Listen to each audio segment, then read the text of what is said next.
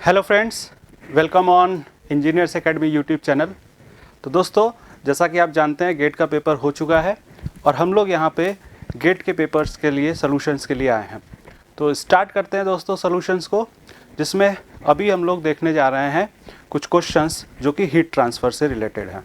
तो आपके memory based question है, जैसा कि आपके हिसाब से कुछ बच्चों ने मुझे बताया कुछ क्वेश्चंस, उनके हिसाब से हम लोगों ने कुछ क्वेश्चंस किए हैं। ठीक है, जैसे पहला क्वेश्चन है दोस्तों फिन का क्वेश्चन है। ठीक है, फिन का क्वेश्चन है 24 mm डाया का सिलेंड्रिकल ट्यूब है, हॉरिजॉन्टल प्लेस किया गया है वर्टिकल वॉल में। तो ये जो वॉल था वहाँ पर ये 24 mm डाया का ये प्लेस्ड किया गया है। ठीक है, और अब यहाँ से ध्यान से समझने वाली बात है क्योंकि लैंग्वेज की दिक्कत है यहाँ पे। Heat transfer rate from the fin to surrounding is 60% of the heat transfer rate through the fin when the entire fin at the base temperature. दोस्तों, जब entire fin at the base temperature होगा तो उसमें maximum heat transfer rate हो रहा होगा, और उस समय जो इफिशियंसी, उस समय जो टर्म आएगा Q एक्चुअल और Q मैक्सिमम, ये जो होगा वो इफिशियंसी होगा। तो यहाँ पे जो इफिशियंसी है वो 60% है, यानी ये जो वैल्यू है वो 60% यानी 0.6 है। नेक्स्ट क्वेश्चन बोल रहा है इफेक्टिवनेस जो है वो 10 है। और इफेक्टिवनेस क्या होता है दोस्तों? इफेक्टिवनेस होता है विथ फिन और without fin, rate of heat transfer with और विदाउट, ये रेशियो होता है विद और विदाउट। तो दोस्तों यहाँ पर विथ फिन या एक्चुअल फिन जो होगा, यहाँ पे आप देख पा रहे हैं, यहाँ पर आप देख पा रहे होंगे कि जो एक्चुअल होगा वो 0.6 होगा, 0.6 इंटू Q मैक्सिमम होगा, और इसी की वैल्यू यहाँ पे पुट कर लेंगे तो इफेक्टिवनेस जो हो जाएगा वो 0.6 Q मैक्सिमम। Q मैक्सिमम कितना होगा? H सरफेस एरिया और T not minus T infinity. और यहाँ पे विदाउट के लिए जब आप लिखने जाएंगे तो वहाँ पे जो वैल्यू होगी H एरिया, यहाँ पर क्रॉस सेक्शनल एरिया होगा T not minus T infinity. तो ये T not minus T infinity cancel out हो चुका है, ये मैं रफ कर ले रहा हूँ, और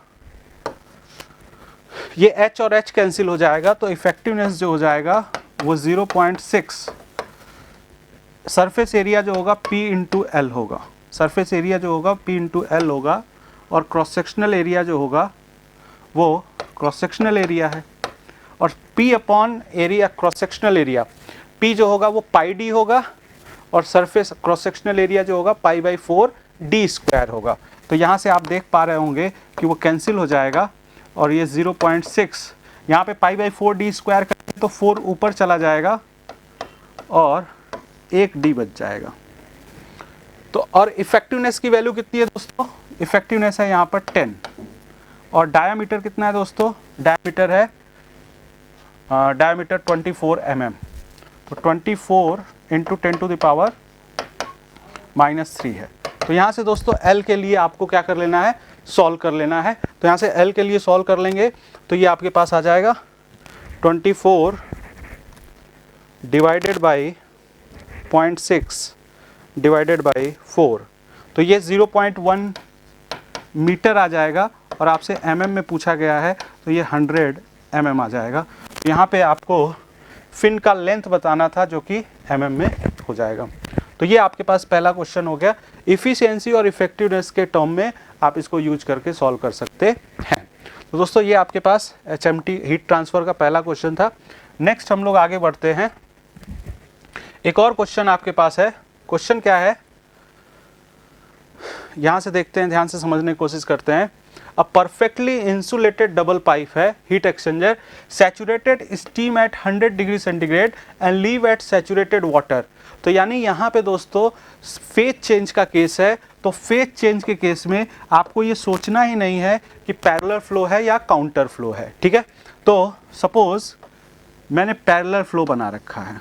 ठीक है, तो पैरेलल फ्लो ये होगा, यहाँ पे जो टेम्परेचर है वो 100 डिग्री सेंटीग्रेड होगा। ठीक है, और ओवरऑल हीट ट्रांसफर कोफिशिएंट दिया हुआ है ये 1 kilowatt per metre square per kelvin, and heat exchanger का जो एरिया है वो 1 मीटर स्क्वायर दिया हुआ है।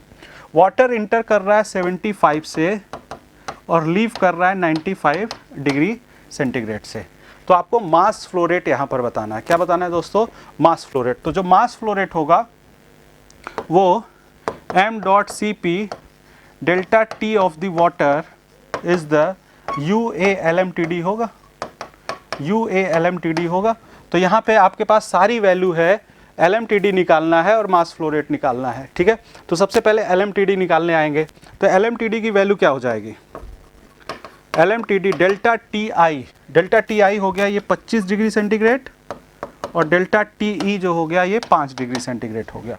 तो 25 - 5 अपॉन नेचुरल लॉग 25/5। तो यहाँ से दोस्तों, यहाँ से आप देख पाएंगे कि LMTD की वैल्यू आ जाएगी, ठीक है। तो 20 डिवाइडेड बाई नेचुरल लॉग 5, तो ये मेरे पास आ गया 12.42। तो मास फ्लो रेट अपने को नहीं पता है, CP जो है वो कितना है? 4 है। Delta T of the water 75 से 95 गए हो आप, यानी ये 20 है। U की वैल्यू 1 है, एरिया आपके पास 1 है, और LMTD आपने निकाल रखा है 12.42। 12.42 ये आपके पास हो गया। तो मास फ्लो रेट जो दोस्तों आ जाएगा अपॉन ये आ जाएगा 0.155 kg पर सेकेंड। तो आप लोगों ने इसको सॉल्व किया होगा, तो ये आपके पास इस तरह से क्वेश्चन मिला होगा। तो यहाँ पे दोस्तों जो मास फ्लो रेट होगा वाटर के लिए वो 0.155 kg पर सेकेंड होगा। तो होपफुली आप लोगों ने इस क्वेश्चन को बनाया होगा, क्योंकि प्यारा सा क्वेश्चन था, सिंपल सा। नेक्स्ट फ्रेंड हम लोग चलते हैं, एक और क्वेश्चन आया हुआ है क्रिटिकल रेडियस पे। तो क्रिटिकल रेडियस का क्वेश्चन है, आपको पता है क्रिटिकल रेडियस का क्वेश्चन है, आपको पता है कि अगर आप देखें तो इस वैल्यू पर जब RC होगा, इधर R2 है यानी क्रिटिकल रेडियस है, ये मतलब इंसुलेशन का रेडियस है, और ये RC है क्रिटिकल रेडियस है। तो यहाँ पे जो हीट ट्रांसफर रेट होगा वो मैक्सिमम होगा, ठीक है। तो consider a long copper wire of 1 mm dia is expose to ambient air having convective heat transfer coefficient is 20. For the maximum heat loss find the value of thermal conductivity. Maximum heat loss के लिए दोस्तों आपके पास जो radius होना चाहिए वो critical radius होना चाहिए, और क्रिटिकल रेडियस क्या होता है दोस्तों? K/H होता है, K/H होता है, ठीक है। तो क्रिटिकल रेडियस आपके पास K/H होना चाहिए। तो लॉन्ग कॉपर वायर है, 1 mm का डाया है, 1 mm का डाया है, तो आपके पास क्रिटिकल रेडियस के लिए जो वैल्यू होगी हमेशा, ये आपके पास 1 है, एक्चुअली 1 नहीं, ये 0.5 है, क्योंकि रेडियस आपको पुट करना है, तो ये 0.5 हो गया, और इसकी वैल्यू जो है वो K/H हो गई। H की वैल्यू कितनी दी गई है? 20 दी गई है, ठीक है। तो कौन सा K की वैल्यू के बारे में आपको बात करना है कि K की वैल्यू क्या होनी चाहिए। तो आपको पता है कि अगर हम लोग कंसीडर करें जो R होना चाहिए या जो R2 होना चाहिए, उसकी वैल्यू क्रिटिकल रेडियस या उसके आसपास होनी चाहिए, तब आपके पास जो कंडीशन होगा वो वैल्यू आपके लिए मैक्सिमम की आएगी। तो R2 के लिए आप बात करें तो ये 0.5 इसके लिए आपके पास हो गया वायर का रेडियस, और RC जो है वो K/H हो गया है, K/H हो गया है, K/H हो गया है। तो ये 0.5, और K की वैल्यू आपके लिए अननोन है, H की वैल्यू 20 है। तो यहाँ से K जो होगा वो कम से कम 0.5 × 20 कर लिया, तो 10 वाट पर मीटर केल्विन से बड़ा होना चाहिए, ठीक है ना, या इसके बराबर या इससे बड़ा होना चाहिए। तो इस कंडीशंस में आपको मैक्सिमम कंडीशंस की वैल्यू देखने को मिलेगी कि आपको इस तरह से रेट ऑफ हीट ट्रांसफ़र हो रहा होगा। तो दोस्तों ये 3 क्वेश्चंस जो थे वो हीट ट्रांसफ़र के क्वेश्चंस आए हुए थे, ठीक है। आगे कुछ क्वेश्चंस आप करेंगे, तो हीट ट्रांसफ़र के इतने ही क्वेश्चन थे। तो thank you very much.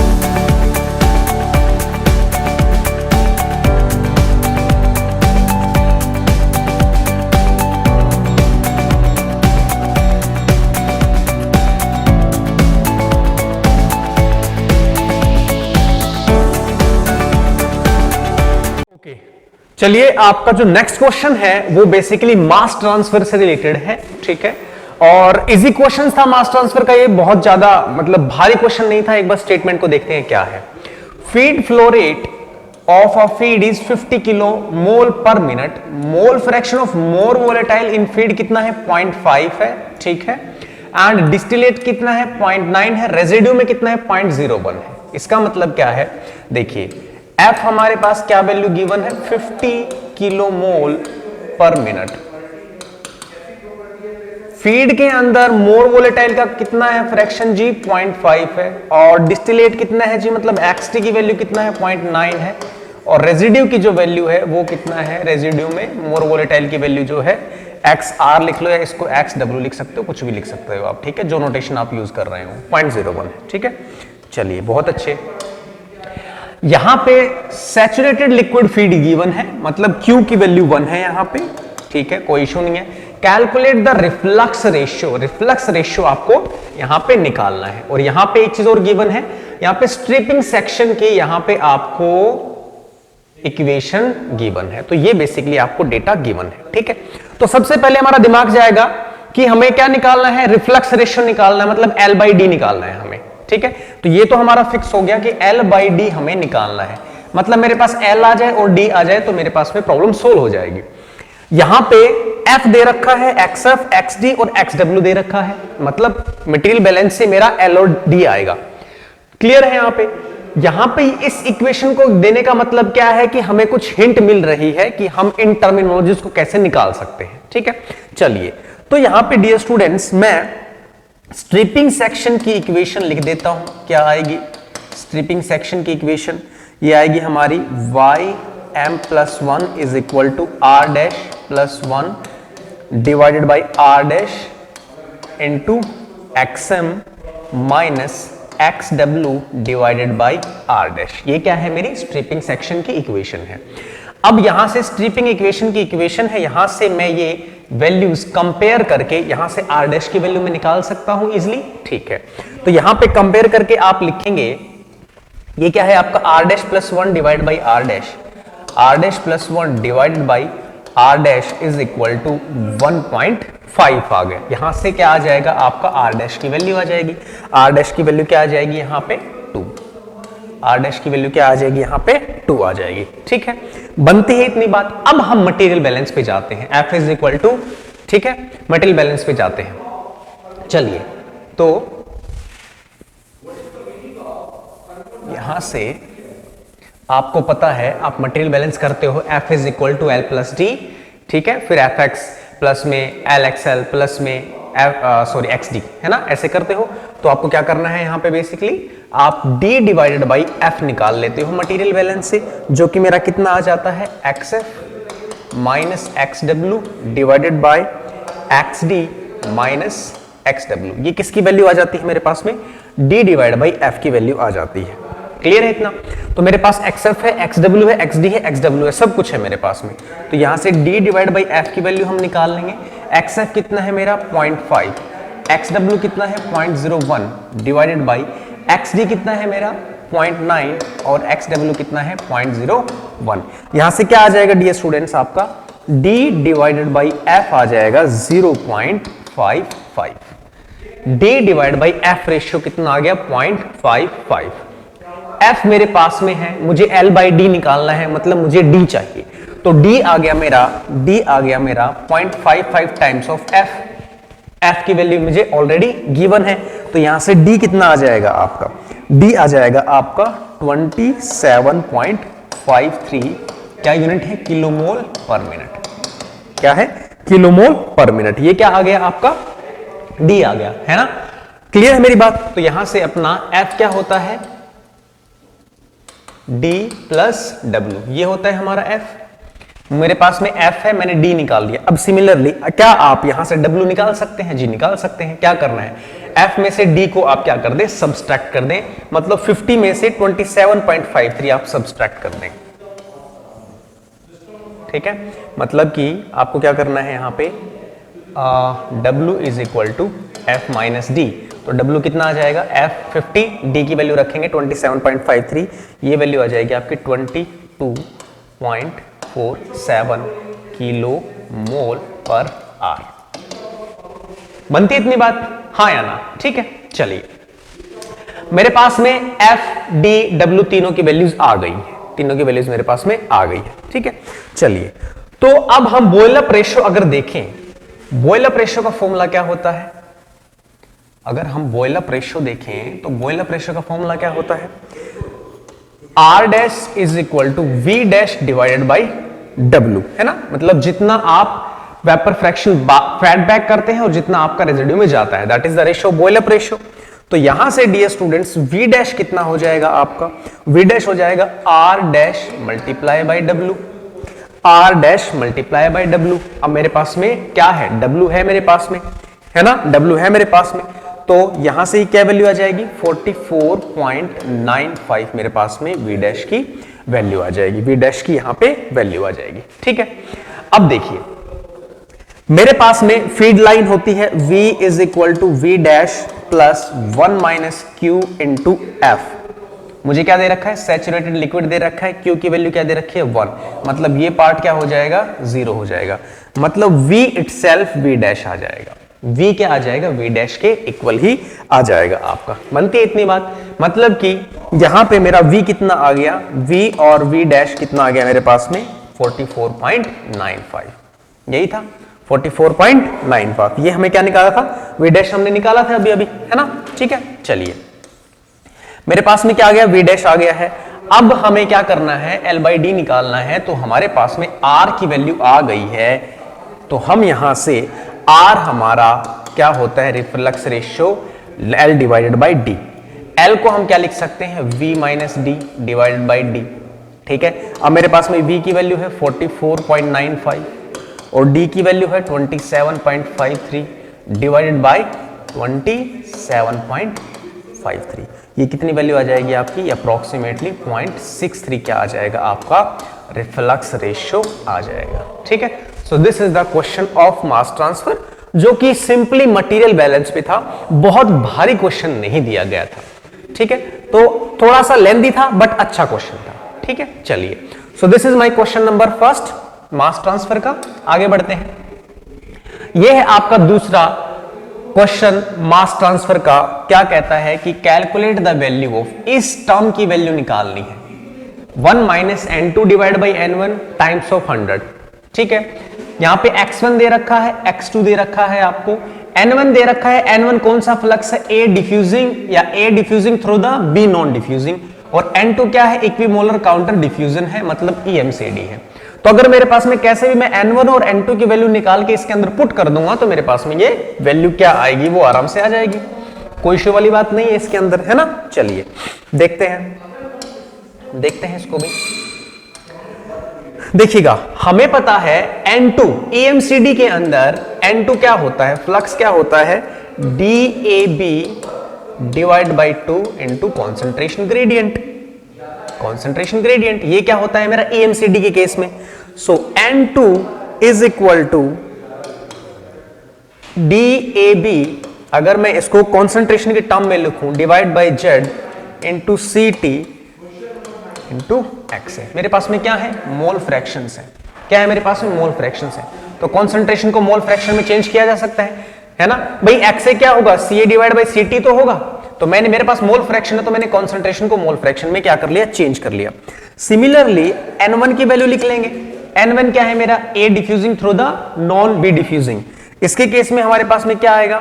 DAB, simply ये फॉर्मूले सीधे आपके नोटबुक में होंगे, into CT into LN 1 minus XA2। Simply formula based question था, 1 माइनस XA1, 1 माइनस XA1। ठीक है, मुझे क्या चाहिए है? मुझे N2 डिवाइड बाई N1 चाहिए है, मुझे N2 डिवाइड बाई N1 चाहिए है। मतलब मैं इस इक्वेशन को इस इक्वेशन से डिवाइड कर दूं, इस इक्वेशन को इस इक्वेशन से मैं डिवाइड कर दूं तो मेरा फंडा सारा सोल्व हो जाएगा, जो मुझे चाहिए वो मुझे मिल जाएगा। बोलो, बनती है बात इतनी? ठीक है, यहां पे सारी वैल्यूज है मेरे पास में, x1 x2 है, सब कुछ है मेरे पास में। ठीक है, तो यहां से ये वाली चीज तो कैंसिल हो गई है आपकी, ये वाली चीज तो कैंसिल हो गई है। क्या आ जाएगा आपका? ये वाली क्या आ जाएगी आपकी? 1 minus XA1 minus XA2 divided by ln 1 minus XA2 divide by 1 minus XA1। ठीक है, बनती इतनी बात। सो हमने क्या कर दिया है, सीधा n2 और n1 की वैल्यू यहां पे पुट कर दी है, तो ये फ्रैक्शन में आ जाएगा। अगर हमें मल्टीप्लाई करना है 100 से तो लास्ट में हम 100 से मल्टीप्लाई कर लेंगे, कोई इशू वाली बात नहीं है। ठीक है, तो यहां से आपका क्या आ जाएगा डियर स्टूडेंट्स, 1 माइनस XA1 कितना है आपका, XA1 कितना है आपका 0.8, कितना है 0.8, XA2 कितना है 0.1, कितना आ गया 0.7 divided by ln 1 minus XA2 कितना है आपका 0.1 डिवाइड बाई 1 माइनस XA1 कितना है 0.8। ठीक है, इस वैल्यू को आप कैलकुलेट कर लोगे, इस वाली वैल्यू को आप क्या कर लोगे, कैलकुलेट कर लोगे। तो ये वाली वैल्यू कितनी आ जाएगी आपकी, अगर मैं इस टोटल को 100 से मल्टीप्लाई कर दूं, इस वाली वैल्यू को मैं टोटल 100 से मल्टीप्लाई कर दूं, तो ये आपका जो 1 minus n2 divide by n1 multiply by 100 की जो वैल्यू आ जाएगी वो आ जाएगी 53.45%। 53.45% इसका आंसर आ जाएगा। ठीक है, क्लियर है। तो ये भी कोई ज्यादा भारी क्वेश्चन आपका नहीं था, ये भी सिंपली फॉर्मूला बेस्ड क्वेश्चन था, जिसको EMCD और A through non diffusing B का अगर किसी को सीधा फॉर्मूला पता है तो सिंपली आपको डिवाइड करना था, x1 और x2 की वैल्यू पुट करनी थी, दैट्स इट। इसके अंदर कुछ खास आपको नहीं करना था। ठीक है, चलिए आगे बढ़ते हैं क्वेश्चन नंबर 3 पे। ये CT का क्वेश्चन है, मेरा केमिकल टेक्नोलॉजी का क्वेश्चन है। कहता है कि when we hydrolyse the triglycerides in the soap industry, तो क्या होता है। ठीक है भाई, जो हमारे पास में मेमोरी बेस्ड क्वेश्चंस थे, ठीक है, जो भी जहां से हमें मिले वो मैंने यहां पे उठाए हैं। तो एग्जैक्ट बेसिकली स्टेटमेंट क्या थे, एग्जैक्ट ऑप्शंस क्या दे रखे थे, वो बिल्कुल भी आइडिया नहीं है। ठीक है, तो आप देख लेना, आपका अगर मैच होता है और अगर आंसर मैच होता है तो ठीक है, वेल एंड गुड है। अगर कोई डेटा ऊपर नीचे है तो उस तरीके से आप उसको सोल्व कर लेंगे। तो जब आप ट्राइग्लिसराइड्स को आप हाइड्रोलाइज करते हो तो आपको क्या मिलते हैं, फैटी एसिड्स मिलते हैं। क्या मिलते हैं जी, फैटी एसिड्स मिलते हैं। ये आपका क्वेश्चन नंबर 3 है केमिकल टेक्नोलॉजी। ठीक है, चलिए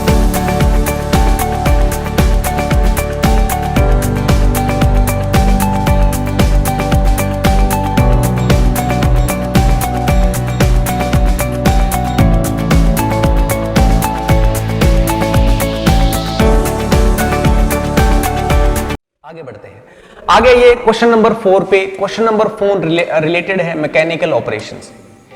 ठीक है, क्वेश्चन नंबर 4 रिलेटेड है मैकेनिकल ऑपरेशंस। मैकेनिकल ऑपरेशन का क्वेश्चन क्या कहता है, इन कांस्टेंट रेट फिल्ट्रेशन। ठीक है, इन कांस्टेंट रेट फिल्ट्रेशन, आपका कांस्टेंट रेट फिल्ट्रेशन है। ठीक है, कांस्टेंट रेट फिल्ट्रेशन है। वॉल्यूम ऑफ फिल्ट्रेट दे रखा है 120 metre cube, collected in 1 minute and 240 metre cube in 2 minute. Pressure drop दे रखा है पहले वाले केस में 10 किलो पास्कल और फर्स्ट केस के अंदर, और calculate delta P in the second case. बहुत ही सिंपल क्वेश्चन है, बहुत ही सिंपल क्वेश्चन है। जब आप रेट ऑफ फिल्ट्रेशन निकालते हैं, फिल्ट्रेशन इक्वेशन जो होती है आपकी dt divide by dv, dt divide by dv, इस इक्वेशन से ही ये फॉर्म एक क्वेश्चन जो है बेसिकली आपका सोल्व हो जाएगा। देखिए यहां पे कह रहा है कि आपका 1 मिनट के अंदर 120 मीटर क्यूब फिल्ट्रेट कलेक्ट होता है और 2 मिनट में आपका 240 मीटर क्यूब कलेक्ट होता है। फर्स्ट वाले केस में डेल्टा पीए की वैल्यू जो है वो कितनी दे रखी है, 10 किलो पास्कल। तो आपको ये प्रेशर ड्रॉप बेसिकली बताना है। ठीक है, बनती है बात। चलिए, तो यहां पे आपको पता है फिल्ट्रेशन इक्वेशन के अंदर dt डिवाइड बाई dv जो होता है वो आपका डायरेक्टली प्रोपोर्शनल होता है किसके, इनवर्सली प्रोपोर्शनल होता है किसके, डेल्टा पी के। सिर्फ इससे आगे जो आरएम वारम वाली वैल्यू है, एरिया है, कोई रिलेशन नहीं है उनका। हमें तो इन तीनों के बीच का रिलेशन अगर पता है तो हमारा क्वेश्चन जो है वो सोल्व हो जाएगा। ठीक है, तो यहां पे टाइम भी है, वॉल्यूम ऑफ द फिल्ट्रेट भी है और प्रेशर ड्रॉप भी, इस रिलेशन से निकल जाएगा। तो अगर इस रिलेशन को मैं लिखना चाहूं तो मैं लिख सकता हूं T directly proportional to V divided by P। अब आप किसी भी फॉर्मूले से निकाल सकते हो। ठीक है, किसी भी फॉर्मूले से आप निकाल सकते हैं। ठीक है, चलिए तो क्या करते हैं आप यहां से V और P का रिलेशन देख लीजिए, यहां से V और P का रिलेशन देख लीजिए या T और P का रिलेशन देख लीजिए। है ना। तो यहां से आपका, यहां से हम लिख सकते हैं कि डेल्टा पी जो है वो डायरेक्टली प्रोपोर्शनल है वॉल्यूम ऑफ द फिल्ट्रेट के, वॉल्यूम ऑफ द फिल्ट्रेट के, ठीक है। तो यहां से delta P1 is equal to V1 divide by delta P2 divided by V2। Delta P1 कितना है, 10 है, डेल्टा P2 हमें निकालना है। V1 volume of the filtrate first case में 120 है और उस केस में कितना है, 240 है। इसको कैंसिल आउट करेंगे, 2 आ जाएगा। तो यहां से जो प्रेशर ड्रॉप है वो कितना आ जाएगा, 20 किलो पास्कल आ जाएगा। कौन से केस में, इस वाले केस में, ठीक है। सो डेल्टा P2 जो कितना आ जाएगा, that is the 20 kilo pascal in the case of this. So ये मैकेनिकल ऑपरेशन का था 2 नंबर का क्वेश्चन। बहुत ही इजी क्वेश्चन था, बहुत ही ज्यादा इजी क्वेश्चन था। आप इसको आराम से निकाल सकते थे, इसको आराम से आप निकाल सकते थे, ठीक है। चलिए, तो ये है आपका क्वेश्चन नंबर 4। आगे बढ़ते हैं, आगे बढ़ते हैं।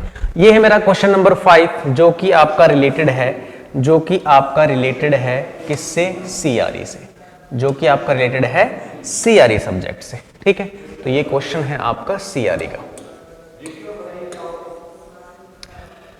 A 10 metre cube PFR with recycling having volumetric flow rate इतना है, डेटा दिया है CA0 इतना है, अगर R इतना है, R इतना है तो क्या होगा। देखो क्या क्वेश्चन है, ये बेसिकली आपका PFR है, ठीक है। ये PFR है कितना, 10 मीटर क्यूब का। इसका जो फ्लो रेट है, इसका जो फ्लो रेट है वो कितना है, 10 मीटर क्यूब पर आवर। यहां पे एक रिसाइकलिंग स्ट्रीम दी हुई है, एक रिसाइकलिंग स्ट्रीम यहां पे दी हुई है, R की वैल्यू, ठीक है। R की वैल्यू यहां पे गिवन है। तो जब R 0 है मतलब कि कोई रिसाइकलिंग है ही नहीं, ठीक है। जब R 0 है, भैया ये है या नहीं है किस पर डिपेंड करेगा कि R आप कितना प्योर फीड के अंदर डाल रहे हैं, है ना। फीड स्ट्रीम के अंदर इस प्रोडक्ट स्ट्रीम को कितना डाल रहे हैं, दैट इज द R। अगर R की वैल्यू 0 है तो इसका कोई मतलब ही नहीं है। मतलब ये पहले वाले केस में सिंपली क्या हो गया, आइडियल PFR हो गया, सिंपली क्या हो गया, आइडियल PFR हो गया, है ना। और यहां पे ऑर्डर दे रखा है रिएक्शन का 2, ऑर्डर ऑफ द रिएक्शन दे रखा है 2, ठीक है। फिर कहता है अगर R इनफाइनाइट है, अगर यहां पे R इनफाइनाइट कर दो आप, मतलब कि बाहर आप कुछ लेके ही नहीं जा रहे हो, सारा का सारा प्रोडक्ट जो है आप फिर से फीड स्ट्रीम के अंदर डाल रहे हो, तो एक टाइम ऐसा आएगा कि इस पूरे PFR के अंदर कंसंट्रेशन का जो ड्रॉप है वो क्या हो जाएगा, यूनिफॉर्म हो जाएगा, 0 हो जाएगा। मतलब कि यहां पे अगर सिंपल भाषा में बोले तो PFR के अंदर जो कंसंट्रेशन ग्रेडियंट है वो खत्म हो जाएगा, कंसंट्रेशन ग्रेडियंट खत्म हो जाएगा, यूनिफॉर्म कंसंट्रेशन बिल्ड हो जाएगी। मतलब ये किसकी तरह बिहेव करेगा, ये आपका CSTR की तरह बिहेव करेगा। किसकी तरह बिहेव करेगा, CSTR की तरह बिहेव करेगा। तो सिंपल सी बात है कि PFR दिया है, PFR दिया है तब का डेटा है आपके पास में, और जब ये CSTR हो जाएगा तो बेसिकली आपके पास में क्या कन्वर्जन होगा। तो कुछ वैल्यूज जो अननोन रहेंगी वो PFR के थ्रू हम निकाल लेंगे, पुट कर देंगे CSTR में, अपना क्वेश्चन सोल्व हो जाएगा, ठीक है। चलो देखिएगा, ये रिएक्शन जो है आपकी क्या है, लिक्विड फेज रिएक्शन थी। तो मतलब कि ये किसका केस था, CVRS का केस था, कांस्टेंट वॉल्यूम रिएक्शन सिस्टम का ये केस था आपका, ठीक है।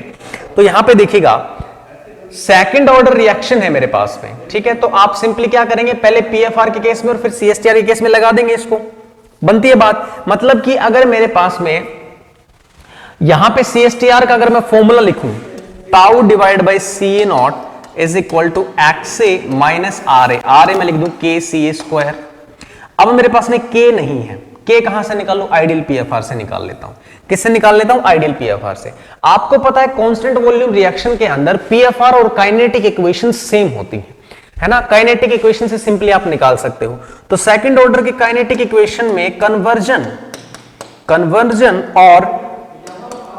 और K का क्या रिलेशन होता है, ये रिलेशन होता है KCA0 T is equal to XA divide by 1 minus X। ये क्या है, ये आपका बेसिकली स्पेस टाइम ही है, टाउ ही है। ये टाउ को लिख देता हूं V डिवाइड बाई V0। तो यहां से मेरे पास में क्या आ जाएगा, K। XA कितना दे रखा है, 0.5 divide by 1 minus 0.5 is equal to K। CA0 कितना दे रखा है मुझे, 2। वॉल्यूम ऑफ द रिएक्टर कितना है, 10, और वॉल्यूमेट्रिक फ्लो रेट कितना दिया है, 10। मतलब टाउ की वैल्यू 1 है बेसिकली, 10 से 10 कैंसिल हो गया आपका, ये कितना आ गया 1 आ गया। के की वैल्यू कितनी आ गई आपकी यहाँ पे,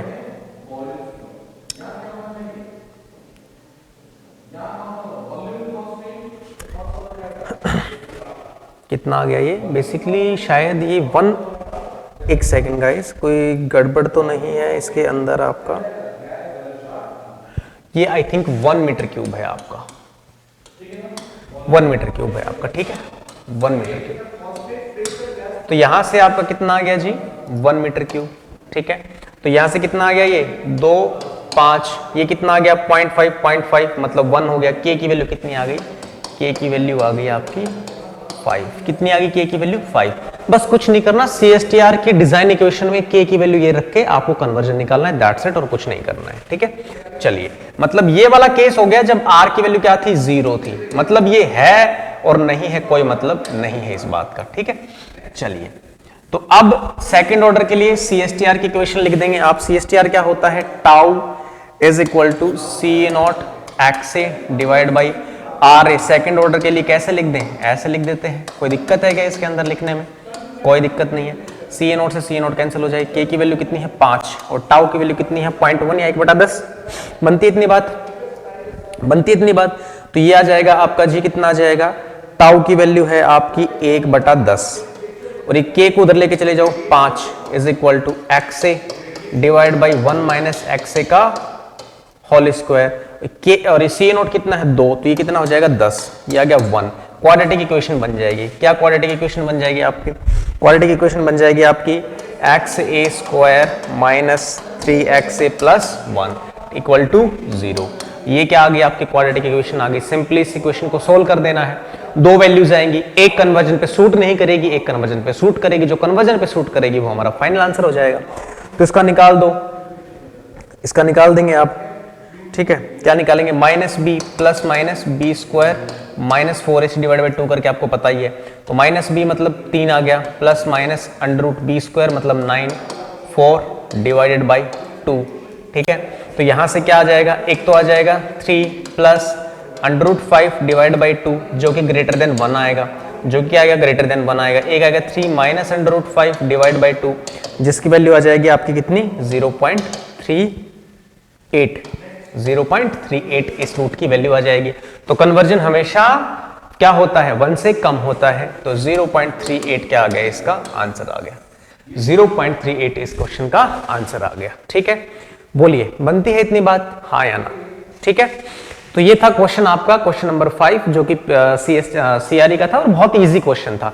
ऐसे बहुत सारी प्रॉब्लम प्रीवियस ईयर में भी है, बहुत सारी प्रॉब्लम प्रीवियस ईयर में भी है, ठीक है, जिसमें दो रिएक्टर का कॉम्बिनेशन दे देते हैं या एक रिएक्टर का कॉम्बिनेशन देके कंडीशंस चेंज कर देते हैं।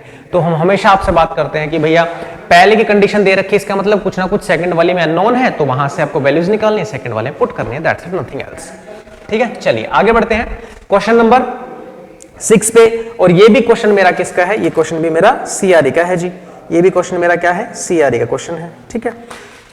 चलिए पहले क्वेश्चन को पढ़ लेते हैं। क्वेश्चन क्या कहता है, क्वेश्चन कहता है कि डाटा फॉर PFR के अंदर क्या है आपका वॉल्यूमेट्रिक फ्लो रेट जो है, वॉल्यूमेट्रिक फ्लो रेट कितना है 5 मीटर के ऊपर R, और CSTR के अंदर भी वॉल्यूमेट्रिक फ्लो रेट सेम है। यहां से जो है आपका YA0 कितना है 1 है, मतलब प्योर फीड है, इसमें क्या है इक्विमोलर फीड है, मतलब 50% इनर्ट है और 50% फीड है। यहां से कन्वर्जन आपको 80% मिलता है। दोनों के स्पेस टाइम सेम है, मतलब कि वॉल्यूम सेम है, वॉल्यूमेट्रिक फ्लो रेट तो सेम है, तो मतलब वॉल्यूम सेम है। तो आपको यहां से calculate the activation energy, activation energy basically आपको यहां पे निकालनी है, ये आपका क्वेश्चन है, ठीक है। चलिए निकाल देते हैं जी, निकाल देते हैं, क्या क्वेश्चन है निकाल देते हैं। थोड़ा क्वेश्चन को कर देते हैं साइड, क्वेश्चन को कर देते हैं साइड। चलिए थोड़ा सा बड़ा होना चाहिए क्वेश्चन, इतना भी इग्नोर नहीं करना चाहिए क्वेश्चन को, ठीक है। देखो आपको एक्टिवेशन एनर्जी निकालनी है। एक्टिवेशन एनर्जी किससे निकल सकती है, अर्हेनियस लॉ से। अर्हेनियस लॉ में एक्टिवेशन एनर्जी का फॉर्मूला क्या होता है, ln K2 divide by K1 is equal to EA divide by R into 1/T1 minus 1/T2, ठीक है। टेम्परेचर्स भी यहां पे दे रखे हैं आपके, पहले वाले में इसका है 400 केल्विन और यहां पे है 425 केल्विन, ठीक है, क्लियर है मेरी बात? 400 400 दो टेम्परेचर दे रखे हैं, एक तो 400 केल्विन दे रखा है, एक 425 केल्विन आपका दे रखा है, यही टेम्परेचर है शायद, ठीक है। T1 है, T2 है, R तो कांस्टेंट है, ये हमें निकालना है। मेरे पास में अगर K2 और K1 की वैल्यू आ जाए तो मेरा क्वेश्चन सोल्व हो जाएगा। अगर मेरे पास में K2 और K1 की वैल्यू आ जाए तो मेरा क्वेश्चन सोल्व हो जाएगा, ठीक है। चलिए कैसे करेंगे, देखिए यहां पे मेरे पास में अगर K1 और K2 आ जाए तो क्वेश्चन को हम सोल्व कर देंगे। कैसे हो जाएगा क्वेश्चन जी, देखो क्या करें, यहां पे जैसे रिएक्शन से आप देख पा रहे हो कि ये वेरिएबल वॉल्यूम रिएक्शन सिस्टम है, तो इसके अंदर एप्सिलॉन ए भी आएगा। क्या आएगा इसके अंदर, एप्सिलॉन ए भी आएगा, ठीक है। चलिए देखते हैं, तो सबसे पहले तो एप्सिलॉन ए निकाल दे। एप्सिलॉन ए कितना आ जाएगा, 2 -1 डिवाइड बाई 1 मल्टीप्लाई बाई 1, कितना है 1 है तो कितना आ जाएगा 1 आ जाएगा। एप्सिलॉन ए कितना आ गया, 1 आ गया आपका, ठीक है। चलो तो अब के निकालने की कोशिश करते हैं फर्स्ट केस के अंदर, मतलब पीएफआर के अंदर। तो पीएफआर के अंदर अब आप वीवीआरएस है तो आप यहां पे काइनेटिक इक्वेशन यूज नहीं करेंगे। क्या आ जाएगा, tau is equal to tau divide by C A not D X A divide by minus R A 0 to X A, ये इक्वेशन होती है मेरे पास में।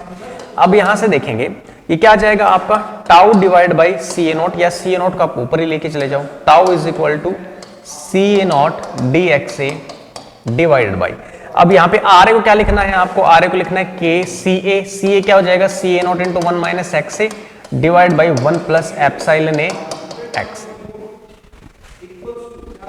आ गया, सी ए नॉट से सी ए नॉट कैंसिल हो जाएगा, 0 to एक्स ए। बनती है इतनी बात। यहां पे देखिएगा अपने को मेन मुद्दा है अपना के निकालना, या इसको आप K1 से रिप्रेजेंट कर दो, K1 से रिप्रेजेंट कर दो आप इसको, ठीक है।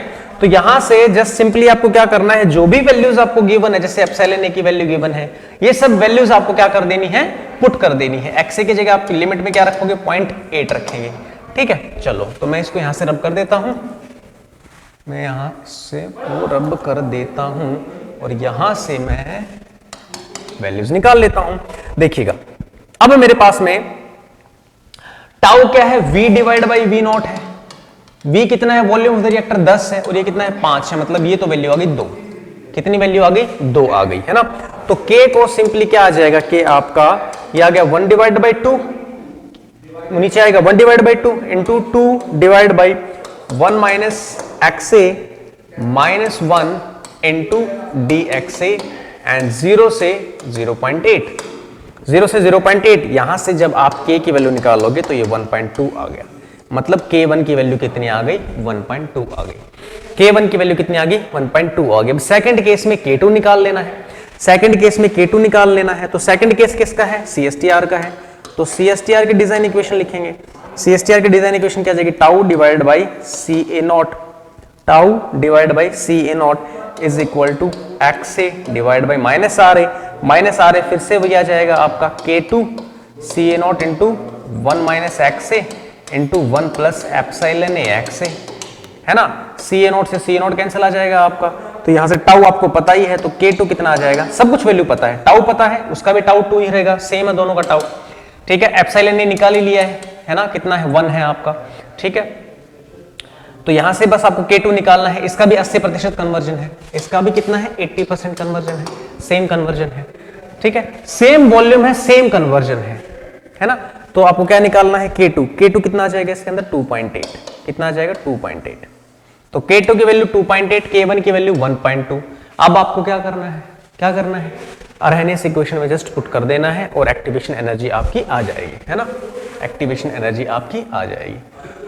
So ln K2 that is 2.8 divided by K1 1.2 is equal to EA निकालना है।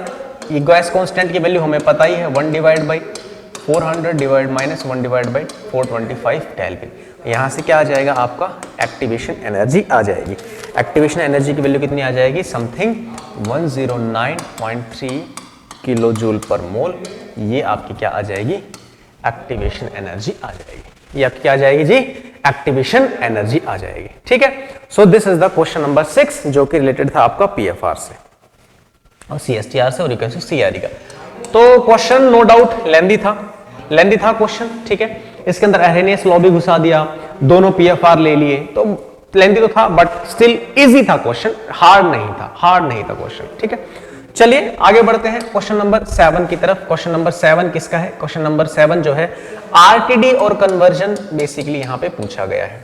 आरटीडी देके कन्वर्जन आपको पूछा गया है। आरटीडी देके क्या पूछा गया है? कन्वर्जन आपको यहां पे पूछा गया है। ठीक है, तो ऐसे हम केस करते हैं, है ना, ऐसे केस हम करते हैं जब आपका जो बेसिकली फ्लूइड जो है नॉन आइडियल फ्लूइड होता है, तो उस केस में हम इस तरीके से कन्वर्जन निकालते हैं। मतलब कि जहां पे कॉन्सेंट्रेशन का ग्रेडियंट होता है, मतलब जहां पे एवरेज कन्वर्जन हम निकालते हैं, वहां पे हम बेसिकली क्या करते हैं? इस तरह के क्वेश्चन हम करते हैं। ठीक है, चलो देख लेते हैं इसको भी। ये भी किसका प्रॉब्लम है? सीआरई का प्रॉब्लम है। ये भी किसका प्रॉब्लम है? सीआरई का प्रॉब्लम है। देखो ये आपको ई कर्व गिवन है। क्या कर्व गिवन है? ई कर्व गिवन है। ठीक है, मुझे ये पॉइंट नहीं पता, ये पॉइंट कितना है ये मुझे नहीं पता है। दिख रहा है? ये पॉइंट कितना है मुझे नहीं पता है। ई कर्व गिवन, ये पॉइंट पता है और 0.5 पता है। रिएक्शन मुझे ये दे दी, के की वैल्यू मुझे दे दी 2 लीटर पर मोल पर मिनट। तो यहां से ऑर्डर तो पता लग जाएगा, क्या है? लीटर पर मोल पर मिनट, मतलब ऑर्डर तो इसका कितना आ गया? 2। ऑर्डर कितना आ गया? 2। प्योर ए है, मतलब प्योर फीड गिवन है और इनिशियल कॉन्सेंट्रेशन दे रखी है। तो आपको एक कन्वर्जन निकालना है, मतलब calculate the average conversion, basically ये क्वेश्चन है आपका। ठीक है, चलो तो इसके अंदर हम क्या करते हैं डियर स्टूडेंट्स, इसके अंदर हम क्या करते हैं, हमारे पास में जो कन्वर्जन की वैल्यू आती है 1 माइनस एक्स ए बार, वो होता है आपका C A divide by C A naught epsilon T D T. ये फॉर्मूला होता है हमारे पास में। ठीक है, ये फॉर्मूला अपने पास में होता है। ठीक है, क्लियर है मेरी बात? या बेसिकली होता क्या है, ये ऐसे अगर इसको सिंप्लीफाई करें तो ये होता है हमारे पास में C A bar is equal to C A epsilon T D T. अब इसको थोड़ा सा इजी बनाने के लिए हम क्या करते हैं? सी ए नॉट से डिवाइड कर देते हैं। क्या कर देते हैं? सी ए नॉट से डिवाइड कर देते हैं, क्योंकि अल्टीमेटली हमें कन्वर्जन निकालना होता है। कन्वर्जन क्या होता है आपका? 1 माइनस क्या होता है जी आपका? C A naught minus C A divide by C A naught is equal to X A. तो इसको क्या करेंगे? 1 minus C A divide by C A naught is equal to X A. तो C A divide by C A naught क्या आ जाएगा? 1 minus X A. तो ये किसके इक्वल है? बेसिकली 1 माइनस एक्स ए के इक्वल है ना? बनती इतनी बात। तो यहां से इसको लिखने की कोई जरूरत नहीं है, सीधा आप कन्वर्जन के टर्म में इसको लिख सकते हो। कन्वर्जन की टर्म में इसको लिख सकते हो, और ये जो आएगा ये एवरेज कन्वर्जन बेसिकली आपका आएगा। तो यहां से टाइम का डेटा तो हमें आरटीडी से मिलता है, टाइम का डेटा हमें आरटीडी से मिलता है, और ये कॉन्सेंट्रेशन का डेटा हमें काइनेटिक्स से मिलता है। काइनेटिक्स में हमें पता है कि सेकंड ऑर्डर रिएक्शन है, तो सेकंड ऑर्डर रिएक्शन है, सबसे पहले तो C A divide by C A naught की वैल्यू निकाल लो, और आरटीडी से एप्सिलॉन की वैल्यू मिल जाएगी। बनती है इतनी बात? हाँ या ना? ठीक है, चलो देखो सबसे पहले इसका कहानी क्लियर कर लेते हैं। तो ये जो ग्राफ है, ये ग्राफ ऐसा कुछ है आपका, मैं यहां पे प्लॉट कर देता हूं। ये ग्राफ कुछ ऐसा है आपका, तो ये है 0.5 और ये है आपका 1, सॉरी ये है आपका 1। ये नहीं पता मुझे, ये क्या है? ई कर्व है, ये नहीं पता, ये नहीं पता। तो ईटी निकालने के लिए, अगर ये नहीं पता तो ईटी निकालने के लिए हम क्या करें? हमें पता है कि ई कर्व का एरिया 1 होता है, मतलब इस पार्ट का जो एरिया है ना, इस पार्ट का एरिया को अगर मैं 1 पुट कर दूं तो मेरे पास में ये वाली वैल्यू आ जाएगी, और ये वाली वैल्यू आने के बाद में हम क्या कर देंगे भाई, यहां से ये क्या कर रहा है, यहां से लीनियरली जो है वेरी कर रहा है, तो मतलब यहां की इक्वेशन हम निकल जाएगी हमारे पास में। अगर मेरे पास में ये पॉइंट आ जाएगा, है ना, तो मेरे पास में पॉइंट्स आ जाएंगे, तो मैं इक्वेशन स्ट्रेट ऑफ लाइन की इक्वेशन में आराम से लिख सकता हूं। एरिया क्या हो जाएगा? देखो एरिया, एक तो इस रेक्टेंगल का एरिया जो कि कितना आ गया? 1 गुणा में 0.5, 1 गुणा में 0.5 प्लस इस ट्रायंगल का area half multiply by this multiply by this. तो इसको मैं मान लेता हूं लेट्स सपोज x, क्या मान लेता हूं? x। तो ये कितना आ गया आपका बेसिकली x, एंड ये कितना है आपका 0.5, कितना है 0.5 इज इक्वल टू एरिया कितना है 1। ई कर्व का एरिया हमें पता है कि 1 होता है। यहां से x की वैल्यू आ जाएगी, x की वैल्यू कितनी आ जाएगी? x की वैल्यू आ जाएगी बेसिकली 2, x की वैल्यू कितनी आ जाएगी बेसिकली 2। तो ये कितना है 2, और ये कितना है 1, तो ये वाली वैल्यू कितनी आ जाएगी 3। भाई ये वाली डिस्टेंस हमें निकालनी है, ये वाली कितनी है 2, ऑलरेडी ये 1 है तो 1 और 2 कितना आ जाएगा 3। अब मेरे पास में इक्वेशन आ गई, अब मेरे पास में इक्वेशन क्या, मेरे पास में पॉइंट्स आ गए, बेसिकली मेरे पास में क्या आ गए, पॉइंट्स आ गए स्ट्रेट लाइन के। कितने कितने पॉइंट हैं यहाँ पे, ये कितना है 1 और 0, और ये वाला पॉइंट कितना है, x कितना है 0.5 और y कितना है 3, y कितना है 3। तो यहां से आप क्या करेंगे, स्ट्रेट लाइन की इक्वेशन निकाल सकते हैं, ठीक है। y minus y1, y minus y1,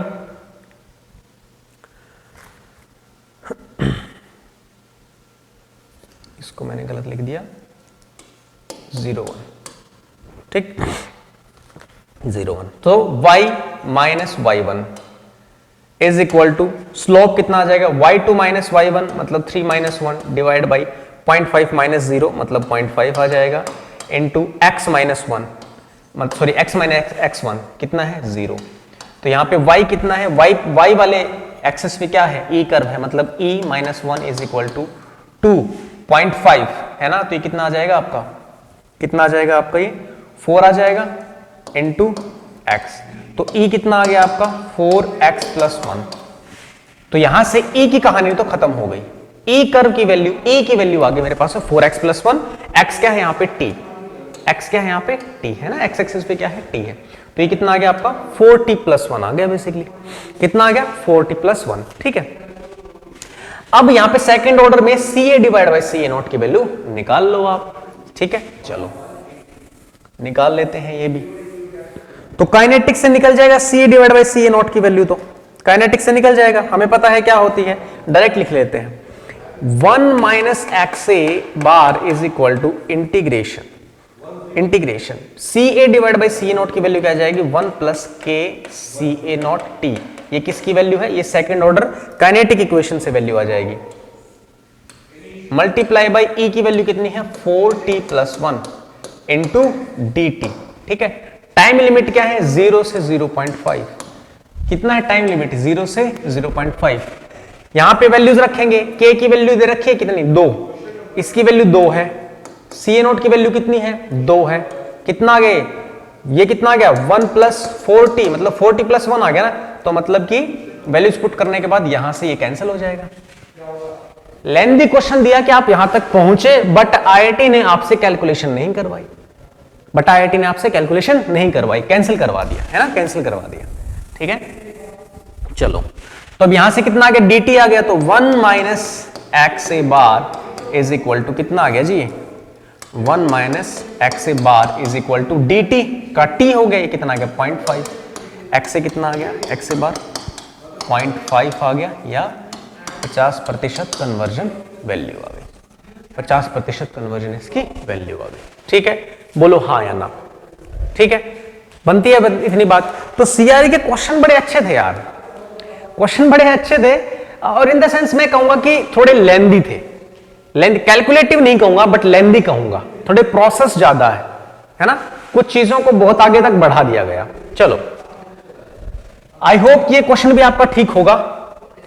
आगे चलते हैं, ये वाला क्वेश्चन है आपका सीटी से, ये क्वेश्चन है आपका सीटी सब्जेक्ट से। बोला कि नाइट्रिक एसिड, अब ये जो है ना ऑस्टवाल्ड को छोड़ के आप बाकी जो सारी प्रोसेसेस हैं वो बेसिकली हम अमूमन सीटी के अंदर नहीं पढ़ते हैं, और प्रीवियस में भी कभी आपको ये जो है नहीं मिली होंगी, तो ये बेसिकली थोड़ा सा सरप्राइज दे दिया। तो इसका क्या जवाब है भाई, जो नाइट्रिक एसिड है इसका तो सबको पता होगा कि ये ऑस्टवाल्ड प्रोसेस है, तो इससे सोल्व कर गया कोई तो ठीक है, नहीं बाकी तो मुश्किल ही है। फॉस्फोरिक एसिड में ट्रांस प्रोसेस आपकी, और पोटेशियम क्लोराइड में हाइफा प्रोसेस, और स्टीयरिक एसिड में ट्रिशल प्रोसेस आपकी। ये इसका सीटी क्वेश्चन का राइट आंसर होगा, ये परफेक्ट मैचिंग होगी इसकी, ठीक है। चलिए आगे बढ़ते हैं क्वेश्चन नंबर 9 पे। क्वेश्चन नंबर 9 क्या है, क्वेश्चन नंबर 9 है मेरा पीडीई से।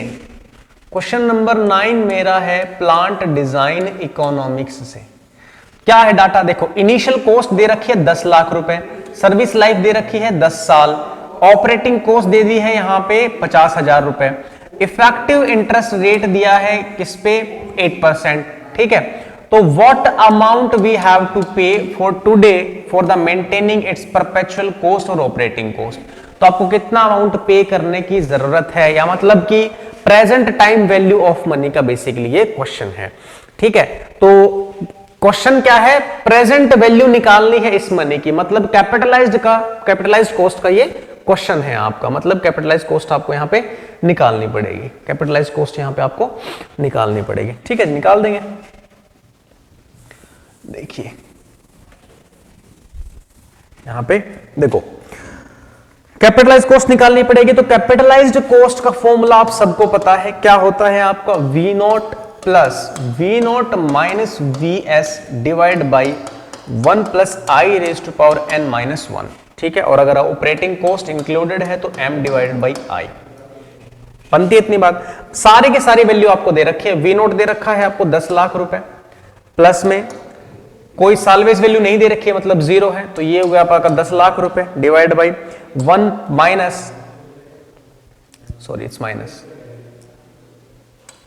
कितना दे रखा 8 मतलब 0.08 रेज टू पावर कितना n कितना है आपका सर्विस लाइफ, 10 साल की सर्विस लाइफ है, -1 प्लस में कितना ऑपरेटिंग कॉस्ट 50,000 रुपए, 50 डिवाइड बाई में 0.08। ठीक है, तो यहां से आपकी कैपिटलाइज कॉस्ट आ जाएगी 24.8 लाख रुपीस।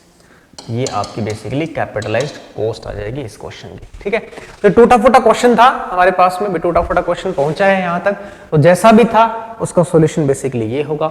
अगर इसमें कोई डेटा ऊपर नीचे है या कोई टर्म ऊपर नीचे है तो आप अपने अकॉर्डिंग इसके अंदर देख सकते हैं। बाकी सटीक सॉल्यूशन और सटीक स्टेटमेंट के साथ में तो जैसे ही क्वेश्चन पेपर आपका आउट होगा तब हम बिल्कुल डेफिनेटली आप तक पहुंचा देंगे। चलिए नेक्स्ट क्वेश्चन देखते हैं। ये है आपका क्वेश्चन नंबर किसका, CRE 2 का क्वेश्चन है ये, CRE 2 का क्वेश्चन है और बहुत ही बेसिक क्वेश्चन पूछा है इसके अंदर कि आइसोथर्मल रिएक्शन है A gives B porous catalyst के अंदर हो रही है और ये reaction is controlled by the strongly pore diffusion. किसमें, स्ट्रांगली पोर डिफ्यूजन। तो आपको ऑब्जर्व ऑर्डर निकालना है। स्ट्रांगली पोर, एक तो था वीक पोर WPD SPD, तो SPD के क्वेश्चन है, SPD के अंदर हमारा ऑर्डर ऑब्जर्व्ड ऑर्डर होता है और एक्टिवेशन ऑब्जर्व्ड होती है, उनका एक फॉर्मूला होता है। क्या होता है, simply observed activation energy, observed order की अगर हम बात करें तो वो होता है कि true order plus 1 divided by 2, ये सिंपली फॉर्मूला होता है इसका। ठीक है, बड़ा सिंपल सा क्वेश्चन था ये। इसका ऑर्डर कितना दे रखा है 2, इस रिएक्शन का ऑर्डर दे रखा था, तो यहां पे ऑब्जर्व ऑर्डर क्या होगा, मतलब रियलिटी में तो सेकंड ऑर्डर की इक्वेशन थी ये, बट यहां पे जब स्ट्रॉन्ग पोर डिफ्यूजन में आएंगे तो आपको पता है कि अलग तरीके से बिहेव करती है, क्योंकि वहां पर रेजिस्टेंस बहुत ज्यादा होते हैं, कैटलिस्ट के पोर में रेजिस्टेंस ज्यादा होते हैं, तो वो ऑब्जर्व आप किस ऑर्डर पे करते हो उसका फॉर्मूला ये होता है, that is 2 + 1 divide by 2 and that is equal to 3/2। तो यहाँ पे n ऑब्जर्व कितना आ जाएगा, 3 आ जाएगा। और अगर आपको एक्टिवेशन एनर्जी पूछी तो एक्टिवेशन एनर्जी भी इसी तरीके से निकाली जाती, एक्टिवेशन एनर्जी भी इसी तरीके से निकाली जाती। ठीक है, चलिए, तो ये था आपका CRE 2 का क्वेश्चन। ठीक है गाइस, सो दिस ये इतने क्वेश्चंस थे हमारे पास में जो हमें लगा कि थोड़े से ठीक ठाक डेटा के साथ हमारे पास में पहुंचे हैं, और बहुत ज्यादा टूटे फूटे क्वेश्चंस को यहाँ पे डिस्कस नहीं किया गया है। जो कुछ सोल्व करने लायक क्वेश्चन थे, जो जिनका डेटा थोड़ा सा सफिशिएंट था, वो हमने यहाँ पे आपको सॉल्यूशन करवा दिया गया है। बाकी जब आपके सॉल्यूशन, आपकी जो आंसर्स की आएंगी, क्वेश्चन पेपर आपका डिस्क्लोज होगा तो डेफिनेटली 1 बाय 1 हर एक क्वेश्चन आपके साथ में डिस्कस कर दिया जाएगा। सो गाइस, आई होप कि आपको ये सॉल्यूशन अच्छा लगा होगा। अगर अच्छा लगा तो अपने फ्रेंड्स के साथ में शेयर कीजिए, और बस कुछ नहीं, शेयर कीजिए। ठीक है, जितना हो सके उतने स्टूडेंट्स को अपना शेयर कीजिएगा। ठीक है, चलिए दोस्तों, फिर मिलते हैं। Bye bye, take care.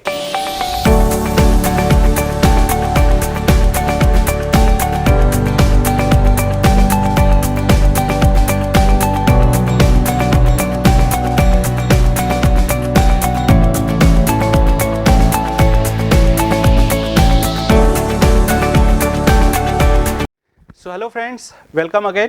अब कुछ क्वेश्चंस देखते हैं दोस्तों फ्लूइड मैकेनिक्स के। जैसे इसमें क्वेश्चन दिया हुआ है मैच कराने को, ठीक है। तो जैसा कि बच्चों का फीडबैक आया है, लोगों ने कहा कि मैच कराने के लिए क्वेश्चन आया है। तो जो पायरोमीटर होता है वो किसके लिए यूज किया जाता है, टेम्परेचर के मेजरमेंट के लिए। बर्टन गेज जो होता है वो प्रेशर नापने के लिए यूज किया जाएगा, और ओरिफिस मीटर जो होता है वो डिस्चार्ज नापने के लिए, और कैलोरीमीटर जो होता है वो कंबशंस के लिए हो जाएगा, क्योंकि यहाँ पे कैलोरीफिक वैल्यू निकालते हैं हम लोग। तो यहाँ से इस तरह से आप कॉम्बिनेशन बना के इसका आंसर दे सकते हैं। तो होपफुली आपने ऐसा किया होगा और सभी बच्चों का सही भी होगा। नेक्स्ट क्वेश्चन आते हैं दोस्तों, नेक्स्ट क्वेश्चन करते हैं। वेंचुरी मीटर है, जो CD की वैल्यू है, जो CD की वैल्यू है, कोफिशिएंट ऑफ डिस्चार्ज की जो वैल्यू है वो 0.98 है, connected to a pipe of inner dia 50 mm और फ्लूइड फ्लोइंग इज वाटर। तो दोस्तों यहाँ पे आपसे पूछा गया है फ्लो रेट।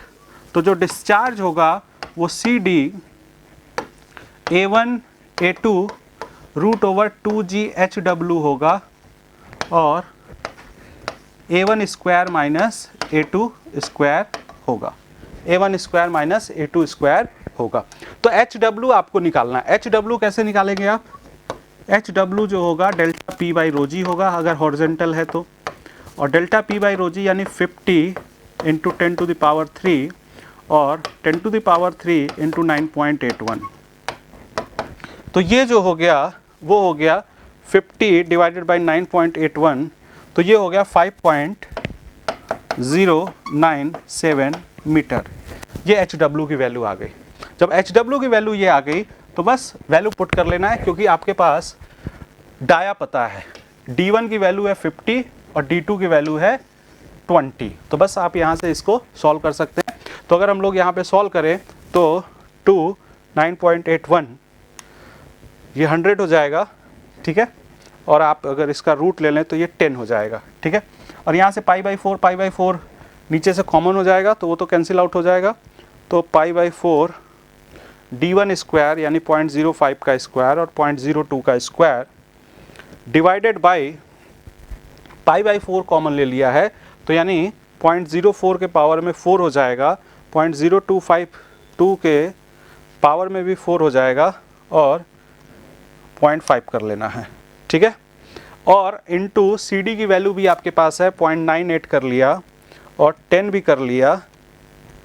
तो डियर ये आपके पास आ जाएगा 3.12 into 10 to the power -3 metre cube पर सेकेंड, या आप इसको बोल सकते हैं 3.12 लीटर पर सेकेंड।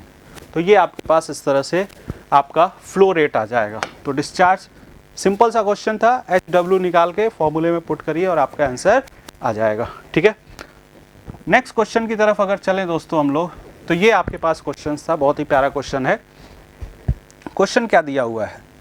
क्वेश्चन ये दिया हुआ है कि 2 वाटर रिजर्वायर है इस तरह से, और यहाँ पर अगर आप देखें तो जो डेल्टा Z होगा, डेल्टा Z जो है वो जो हो गया यहाँ पे 10 मीटर है और यह 50 मीटर है, तो यानी ये 40 मीटर का डेल्टा Z है।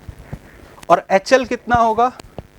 HL जो होगा वो होगा FL V² upon 2GD, 2GD। तो डायामीटर आपको निकालना हो, सॉरी डायामीटर गिवन है, F दिया हुआ है 0.01, L दिया हुआ है, L जो दिया हुआ है वो 120 मीटर का लंबा पाइप है। वेलोसिटी आपके पास नहीं है, तो वेलोसिटी आप डिस्चार्ज अपॉन एरिया कर लेंगे, और एरिया के लिए आपके पास डाया जो है वो 0.50 का है।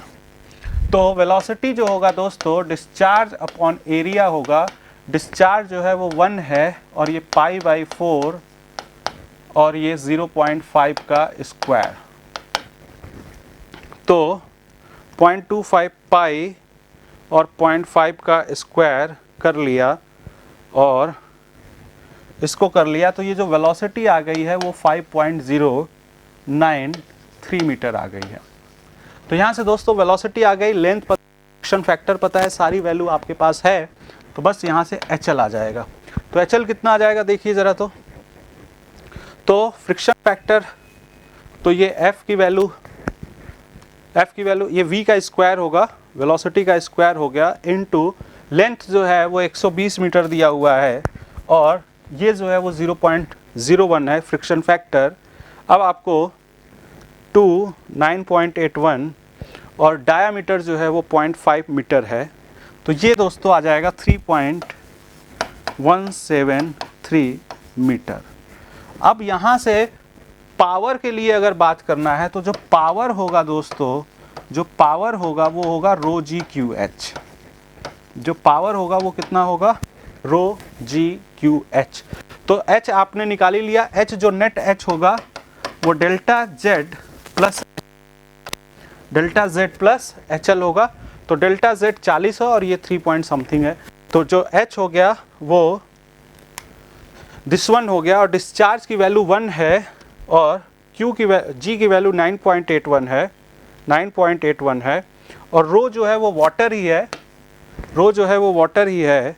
तो दोस्तों यहाँ पे आपने जो निकाला वो 423.52 किलोवाट आपका आंसर आ जाएगा।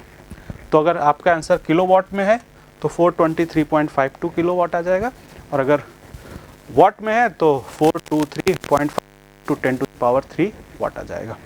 तो दोस्तों ये फ्लूइड मैकेनिक्स के क्वेश्चंस थे। क्वेश्चन का लेवल सही था, इजी था। कुछ क्वेश्चन मॉडरेट लेवल के थे। ऐसा नहीं है कि सारा कोई क्वेश्चन बहुत ज़्यादा टफ हो। तो फुली आप लोगों ने क्वेश्चन बनाया होगा और आपको प्रिपेयर्ड भी होगा। आपको वीडियो कैसा लगा आप हमें कमेंट बॉक्स में ज़रूर बताएं, और आगे के सोल्यूशंस भी आप उसको कंप्लीट करें।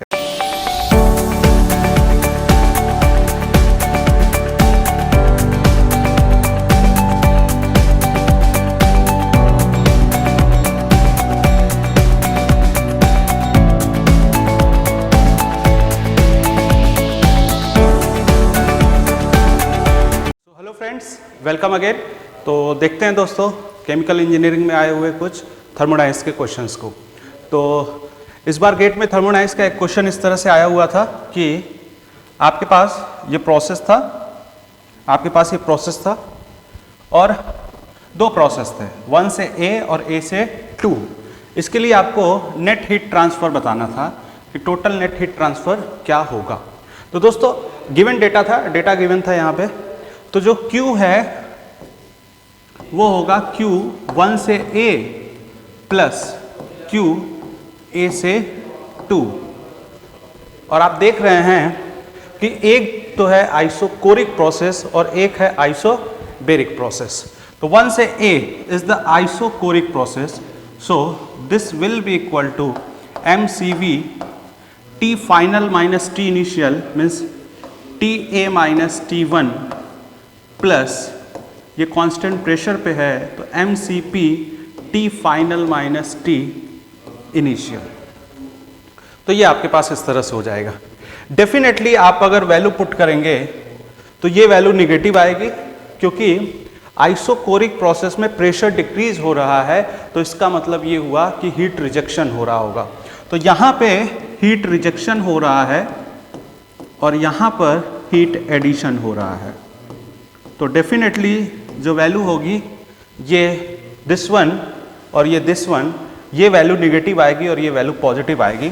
तो यहाँ से सॉल्व कर लेंगे तो जो अपना आंसर है वो आ जाएगा। तो चूंकि CVCP किलो जूल में होता है तो जो अपना आंसर होगा वो किलो जूल में आएगा।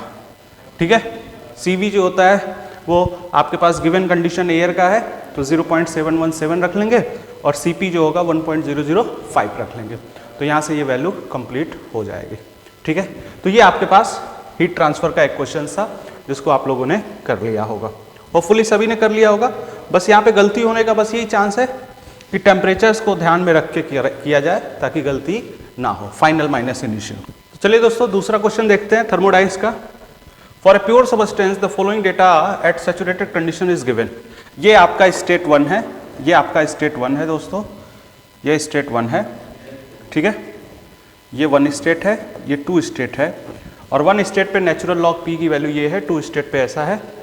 टेम्परेचर 350 और 370 के लिए ऐसा दिया हुआ है। ठीक है, और आपको ये बोला गया है कि vaporisation at constant over the given temperature range.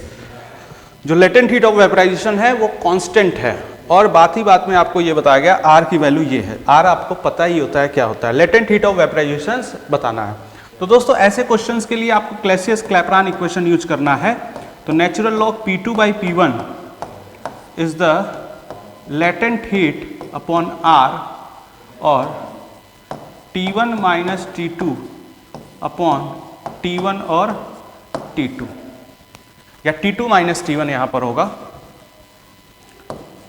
T2 minus T1 upon T1 और T2। ये आपके पास फॉर्मूला है। यहाँ से natural log P2 by P1 जो होगा वो natural log P2 minus natural log P1 बराबर लेटेंट हीट अपॉन R और T2 minus T1 upon T1 T2, ये आपके पास हो गया।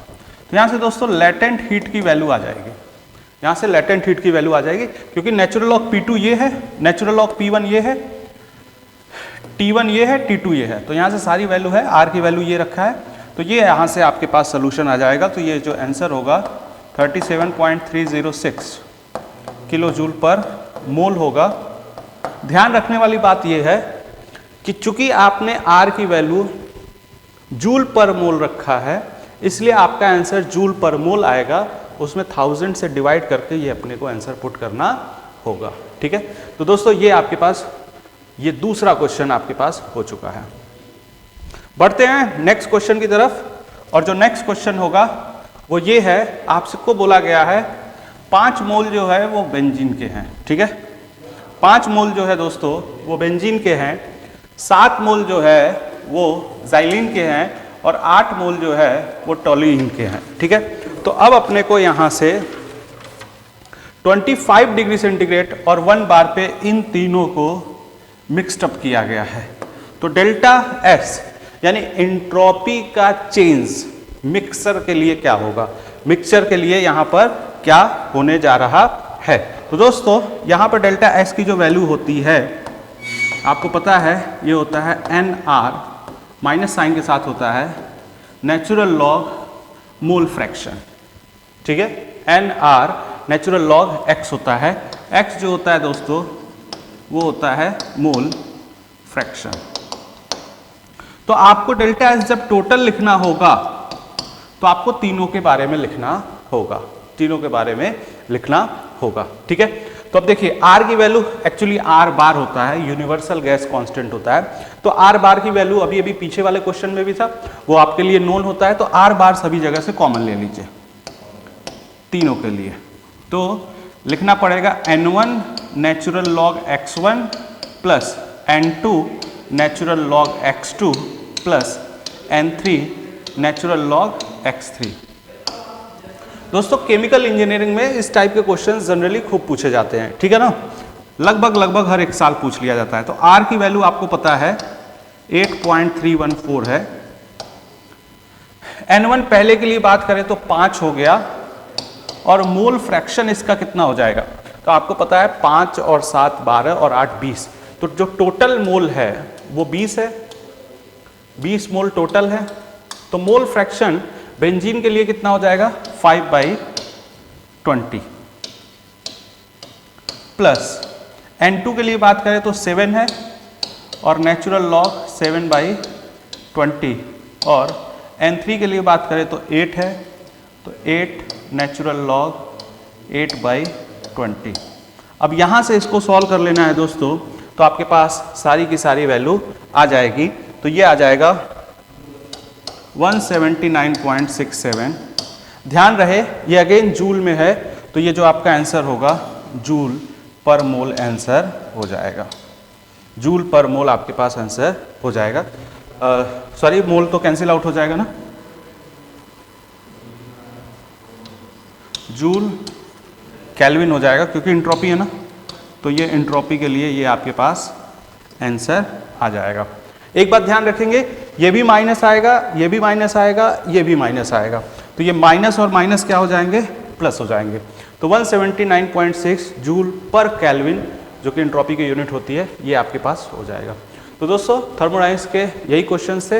होपफुली आपने सभी क्वेश्चंस अच्छे से किए होंगे और आपका पेपर भी खूब अच्छा गया होगा। तो दोस्तों thank you very much, thank you दोस्तों। If you really like the video, please hit the like button and share the video, subscribe to our YouTube channel and press the bell icon for the latest updates. Thank you.